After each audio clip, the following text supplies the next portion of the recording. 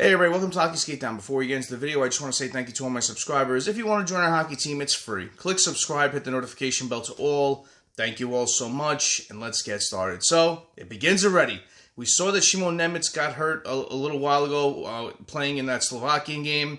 And, there's not been much said since, but now we're seeing pictures of Luke Hughes in the sling, and it's beginning already. So, I want to talk about that in this video, and also talk about the importance of that Johnathan Kovecevic trade, and, how was a curious trade at the time, because it happened right before free agency opened, and, the importance of that now is huge for this team, as it added depth, and depth that we need going into this start of the season. So, let's talk about it in this video, so please stay with me throughout.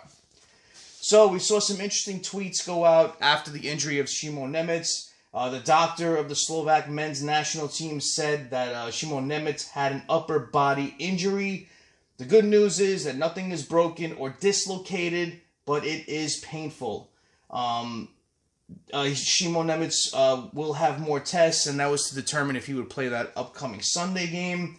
After that, we saw another tweet go out that Nemec has an upper body injury. He didn't play that following game after the injury. And then the tweet said that Shimon is flying next week to New Jersey for more tests. So, since then, we've heard nothing, no updates, no nothing. And, the way you see this injury, I was worried it was a collarbone. Because we've seen a lot of players crash into the boards and have these collarbone injuries that take them out for many months.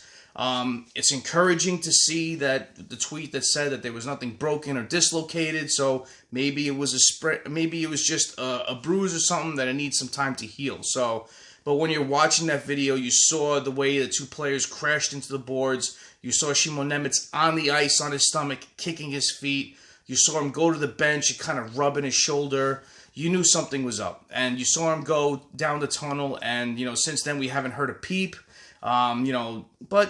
It's good it happened now rather than in the season. So, let them rest up, let them heal, and, I'm sure he'll miss a little bit of time.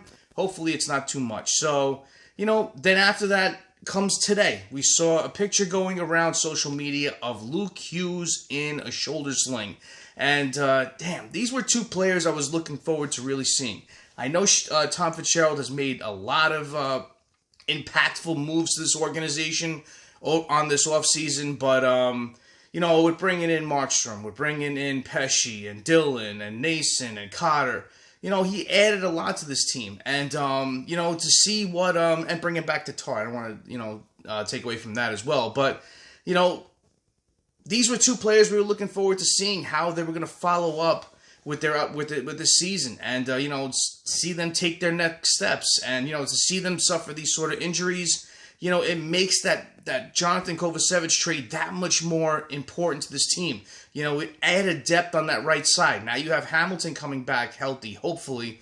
From all the accounts we've heard that he's been on his path to recovery, and we have him, we have Pesce, we have Kovacevic on that right side. So.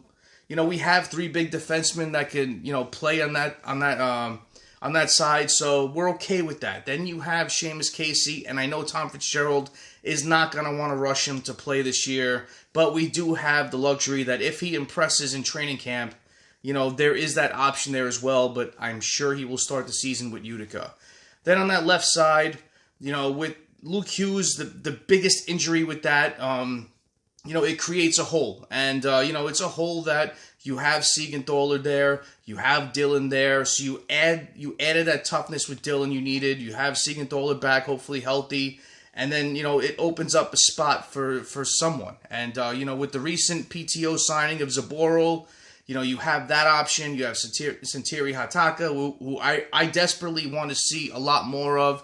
I like what I saw, his little snippets of the way he played last season, so this is his time to really show, what he can offer. And I think he played a steady defensive game that if you put him on that third pairing with Kovacevic, I think that could be a good pairing to start the season. So it gives the players time to heal if it is injuries that may take a little bit of time.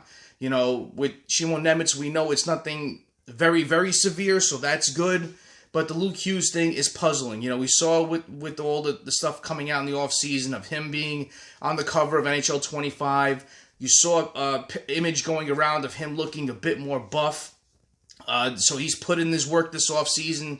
Then to see this, it was a bit discouraging to see this. And, to possibly see the Devils possibly down Luke Hughes and Shimon Nemec to start the season. Nothing has been said, so Devils fans don't worry. Nothing has been reported of their injuries. Nothing has been updated with Shimon Nemec. The last thing we heard that he was flying to New Jersey to do some further tests. But this Luke Hughes thing, I'm sure we're going to hear more about it because those pictures, boy, they circle around the net very fast. And I'm sure a lot of Devils fans saw that. They're questioning it. They want to see what's going to happen. So I'm sure we'll see some Devils reporters putting out some news as possibly me updating this video. We'll hear more about that. So, we'll see what happens, but Tom Fitzgerald did do some good moves by bringing in that depth with Johnathan Kovecevic. I think with him, he played some steady defense for the Montreal Canadiens last season. He logged some heavy minutes. He's a big defenseman. He can play that physical game.